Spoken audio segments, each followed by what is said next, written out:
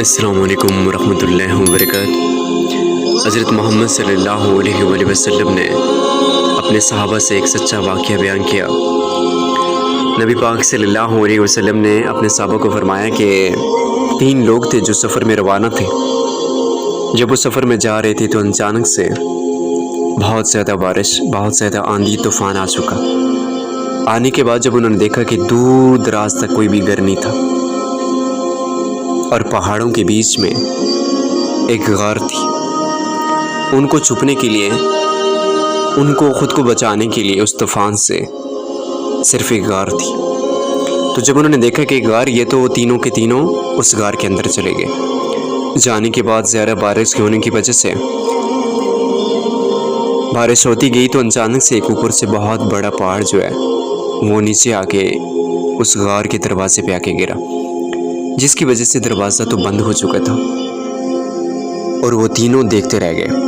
अचानक से अंदर से एक आवाज़ आती है कि हज़रत इंसान, अगर ज़िंदगी में कोई तुमने नेकी का काम किया तो आज अपने अल्लाह से वो नेकी का काम बता के अल्लाह से दुआ मांग, तो ये दरवाज़ा खुल सकता है। तो सबसे पहला शख्स बोलता है, वो कहता है कि ऐ परदिगार, ऐ परी कायनात के अकेले बादशाह, आप जानते हो कि मैं बकरी चराया करता था और मैं बकरियों का दूध निकाल के अपने पेरेंट्स को, अपने माँ बाप को पिलाया करता था। फिर वो कहता है कि एक दिन ऐसा हुआ कि मैं बकरियों को सब्ज़ पत्ते खिलाने के लिए मैं बहुत दूर चला गया। दूर चले गए जाने के बाद मैं जो कि रात को काफ़ी लेट वापस लौटा, और जब मैं लौटा तो जब मैंने देखा तो मेरे मम्मा और पापा दोनों जो हैं वो सो चुके थे। तो कहता है मैं अपने बच्चों की जानिब नहीं देखा, बल्कि मैंने अपने अम्मी और अब्बू को देखा, और देखने के बाद जब मैं देखा कि वो सो रहे हैं और मेरे दिल में ये बात आई कि मैं अपने माँ बाप की नींद को डिस्टर्ब न करूं, वो सोए हुए हैं तो सोने दूं। तो मैं दूध लेके पूरी रात खड़ा रहा। जब फजर की अज़ानों का वक्त हो रहा था तो मेरी मम्मा और पापा दोनों उठ गए। उठने के बाद मैंने उनके सामने दूध पेश किया और उन्होंने दूध पिया। तो तब जाके थोड़ा सा पत्थर अट चुका था। जब दूसरे शख्स की बारी आई तो दूसरा शख्स कहता है कि ऐ परदिगार, पूरी कायनात के अकेला बादशाह, मेरी ज़िंदगी में ये किया कि मेरी एक चाचू की बेटी थी जिसको मैं बहुत ज़्यादा पसंद करता था, जिस तरीके से एक मर्द एक औरत को पसंद करता है। तो कहता है कि मैं फ़िज़िकल रिलेशन वाली फीलिंग्स रख के उसको फोर्स करता था, लेकिन उस लड़की ने इनकार किया, वो नहीं मानी है। कुछ अरसा गुजरने के बाद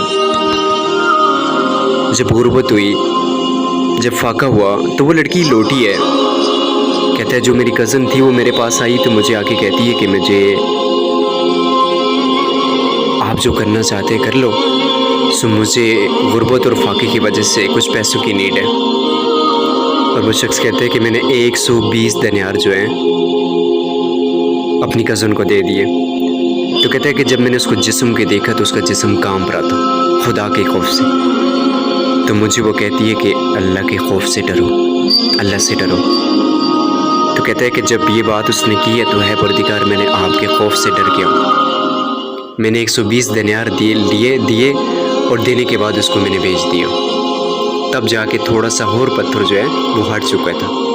इतना हट चुका था कि बाहर जाने का रास्ता तो नहीं था, लेकिन थोड़ी बहुत जगह मिल गई थी। जब तीसरे शख्स की बारी आई, उस शख्स ने कहा कि परदिगार, मेरे साथ कुछ मज़दूर काम करते थे, जो मेरा एक छोटा सा कारोबार था। तो उसमें मैंने कुछ मज़दूरों को मज़दूरी दी है, जिसमें से एक मज़दूर जो है वो अपनी मज़दूरी छोड़ के चला गया था। जो उसकी मज़दूरी के पैसे बनते थे वो मैंने अपने कारोबार, अपने बिज़नेस में लगा दिए, जिसकी वजह से बिज़नेस बहुत ज़्यादा सक्सेसफुल बन गया।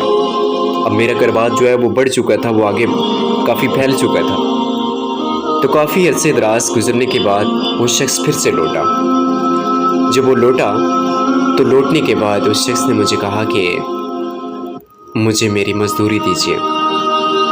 तो मैंने उस शख्स को बदले में कहा कि ये जितनी भी भेड़, बकरियाँ, ऊँट, जितनी भी ये मज़दूर हैं, ये सब के सब तुम्हारी मज़दूरी है, सो ये तुम रख लो।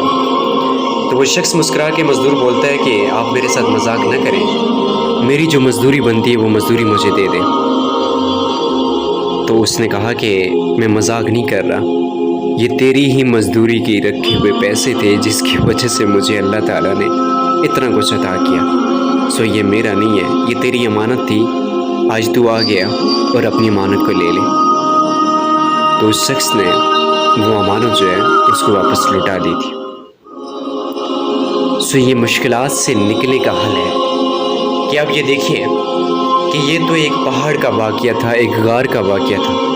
हम एक मुसलमान हैं, एक लम्हे के लिए सोचें कि ये दुनिया में हम इतना कुछ करते हैं, जब उस काली कोठरी में जाएंगे, जब मरने के बाद ये पूछा जाएगा कि हज़रत इंसान मन रब्बू का, मन दीनों का, मन नबियों का, क्या हम जवाब दे पाएंगे?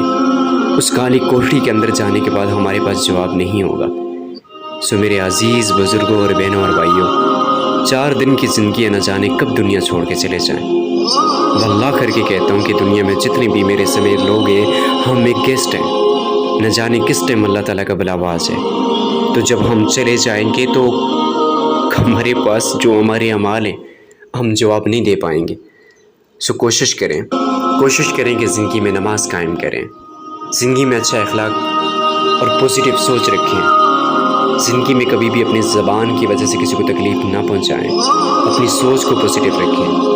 ज़िंदगी में दुनिया और आखिरत दोनों में अल्लाह ताला कामयाब करेगा। दुआ गो हूँ रब से कि जितने भी लोग दुनिया से चले गए, अल्लाह रब्बुल इज़्ज़त उनको जन्नत फ़िरदौस में आला मकाम दे। जो बीमार हाल है उनकी बीमारी को दूर फरमाए, जो परेशान हाल है उनकी परेशानी को दूर फरमाए।